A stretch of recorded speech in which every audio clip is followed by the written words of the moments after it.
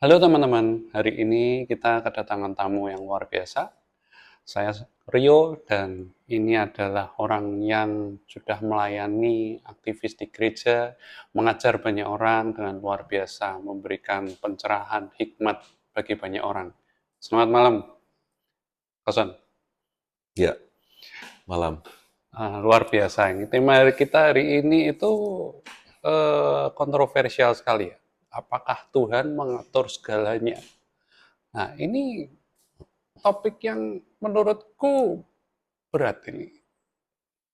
Bagi banyak orang mengatakan kalau misalnya Tuhan itu mengatur setiap detik, setiap menit, setiap jam di dalam kehidupan kita. Nah, menurut pendapat kau Sentot gimana? Oke, mungkin sebelumnya yang saya mau jelaskan terlebih dahulu adalah mungkin teman-teman pernah mendengar cerita tentang Secret Cause ya. Bagaimana eh, Secret Cause ini cerita di satu negara bahwa ada satu negara yang sebenarnya tuh negara itu kaya dengan binatang-binatang sapi, tetapi karena sapi itu dianggap kudus di sana, dianggap sakral, sehingga sapi itu tidak bisa disentuh sama sekali. Sehingga itu menyebabkan eh, masyarakat di sana tuh hidup dalam kemiskinan yang sangat parah, susah makan dan banyak hal-hal yang lain lah.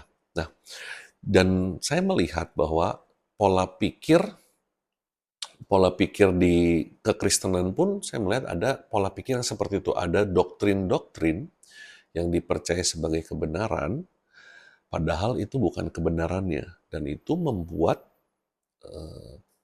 kehidupan kekristenan seseorang tersebut itu menjadi tidak maksimal, menjadi menderita, menjadi tidak mengalami kebaikan Tuhan yang penuh. Nah, salah satunya adalah doktrin yang membahas tentang apakah Tuhan mengatur segalanya. Begitu mungkin intronya ya Bro Rio ya, itu intro tentang topik yang akan kita mau yang tadi Rio tanyakan. Nah, kalau menurut Koson, Hmm. apakah Tuhan mengatur segala kehidupan kita dan Ya, kita mau tidak mau menjalani jalan yang sudah disiapkan? Apakah kita harus jalan di jalannya atau kita boleh milih nih, kita mau jalan di mana? oke. Nah, jadi eh, saya melihat bahwa banyak sekali orang-orang Kristen percaya bahwa Tuhan itu mungkin ini ada hubungannya dengan kata-kata Tuhan itu berdaulat. Ya, mungkin ini sering dihubungkan dengan berdaulat dengan apakah Tuhan itu mengontrol, mengatur segalanya. Pertama-tama saya percaya bahwa Tuhan itu berdaulat dalam artian Tuhan itu mempunyai kuasa, Tuhan itu tidak bisa kita atur, Tuhan itu independen. Independen tuh dalam artian tuh Tuhan itu ya tidak ada sesuatu hal apapun yang bisa me- meru apa me- merubah posisi Tuhan atau merubah keinginan Tuhan. Tetapi apabila kita mengartikan Tuhan itu berdaulat, itu mengartikan Tuhan mengatur segalanya, itu yang sebenarnya bukan firman Tuhan katakan. Saya berani bilang. Nah, sebenarnya Tuhan itu Tuhan itu mempunyai kehendak ya. Tentu saja Tuhan itu adalah seorang pribadi, dia mempunyai kehendak. Buat kita juga anak-anaknya, dia mempunyai kehendak yang khusus buat anak-anaknya. Tetapi Tuhan itu menghargai free will-nya kita, menghargai kehendak bebas manusia, sehingga dia tidak mengintervensi kehendak bebas manusia tersebut. Apabila kalau dia mengatur kehendak bebas manusia, itu konsep kasih itu jadi apa ya bro ya, jadi tidak relevan lah kalau menurut saya. Karena dikatakan di firman Tuhan, begitu besar kasih Allah terhadap dunia, maka ia mengorbankan anak yang tunggal, supaya tidak ada yang binasa di dunia ini. Kalau semuanya sudah diatur, oh yang ini selamat, yang ini selamat, yang itu nggak selamat. Konsep kasihnya tidak relevan menurutku. Karena konsep kasih adalah bagaimana kita mempunyai pilihan, aku, aku mau mengasihi Tuhan atau tidak. Sama seperti mungkin suami istri. bagaimana pasangan itu mengasihi ketika dia tidak dipaksa gitu. Itu kasih yang sesungguhnya. Tapi kalau dia dipaksa, kamu harus nurut ya. Ibaratnya dijodohin lah. Dijodohin, kamu harus nurut, kamu ini. Itu konsep kasih itu tidak relevan. Nah, jadi tadi yang aku bilang, jadi bagaimana Tuhan itu berdaulat, tapi Tuhan tidak mengontrol. Karena Tuhan menginginkan kita tuh bertindak atas free will kita. Oke. Nah, kalau misalnya kita melakukan hal-hal yang tidak Tuhan kehendaki, apa yang akan terjadi? Oke. Tentu saja saya percaya Tuhan itu mempunyai rencana yang indah bagi kita, bagi anak-anaknya.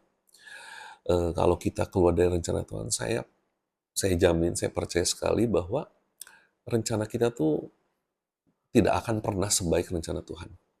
Dan konsekuensinya pasti akan ada hal-hal yang buruk terjadi dalam kehidupan kita maupun kehidupan orang lain. Nah, banyak yang melihat, banyak yang mungkin belum banyak mendengar tentang perspektif ini. Saya mungkin sedikit masuk ke ceritanya di bangsa Israel ya teman-teman ya. Di bangsa Israel itu, saya bacakan ayatnya. Di Kejadian 16, maksud saya Kejadian 15 ayat yang ke-13. Saya bacakan. Firman Tuhan kepada Abram, ketahuilah dengan sesungguhnya bahwa keturunanmu akan menjadi orang asing dalam suatu negeri yang bukan kepunyaan mereka, dan bahwa mereka akan diperbudak dan dianiaya 400 tahun lamanya. Itu di Kejadian 15 ayat 13, bagaimana Tuhan berjanji kepada Abraham bahwa bangsa Israel itu akan menjadi bangsa yang besar dan akan ada satu masa di mana 400 tahun akan diperbudak dan dianiaya.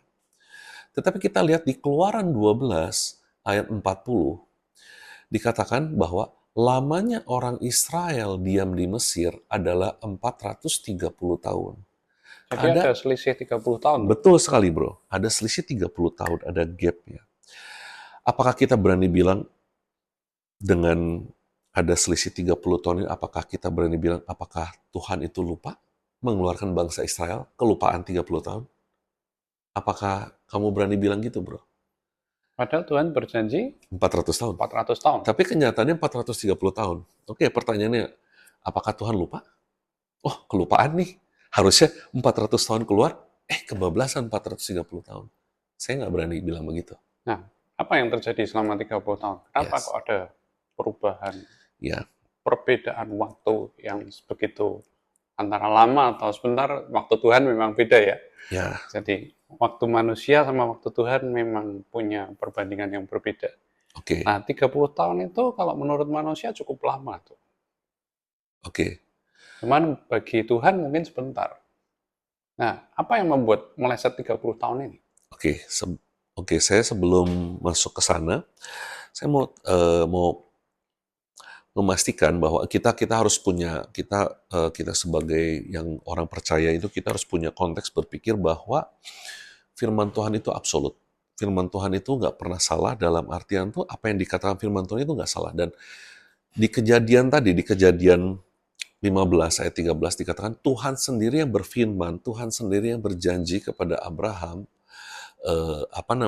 bahwa bangsa Israel itu akan dijajah 400 tahun. Ya, itu menjadi kehendaknya Tuhan. Kehendak sempurnanya Tuhan. Tetapi kenyataannya ada delay 430 tahun. Saya berani bilang bahwa Tuhan itu bukan Tuhan yang pelupa. Dia nggak pernah melupakan apa kata firman-Nya, apapun janjinya. Dan Tuhan itu bukan Tuhan yang lalai ya, bukan Tuhan yang lalai, apakah dia lupa atau dia tidak sanggup mengeluarkan bangsa Israel 400 tahun lamanya. Tetapi satu-satu yang bisa menjawab adalah ada peran manusia di sini. Ada peran manusia di sini. Saya nggak bisa menjelaskan begitu panjang, tetapi intinya Musa itu 10 tahun lebih cepat ketika dia Oke, jadi Musa itu awalnya, Musa itu kan kita tahu ya bagaimana dia sebelum kejadian Musa kabur ke padang gurun, dia membunuh satu perwira Mesir. Intinya Musa itu sudah punya kerinduan, memang Tuhan sudah taruh kerinduan di hati Musa bagaimana Musa itu akan menyelamatkan bangsa Israel lah, bangsanya sendiri. Tetapi cara cara Tuhan itu berbeda dengan cara manusia. Dan Musa ketika dia melihat ada bangsanya, ada seseorang yang bangsa Israel juga yang disiksa oleh perwira Mesir, dia nggak terima. Dia memakai caranya sendiri untuk melindungi bangsa Israel. Dia membunuh perwira tersebut. Dan akhirnya dia kabur ke padang gurun selama 40 tahun lamanya.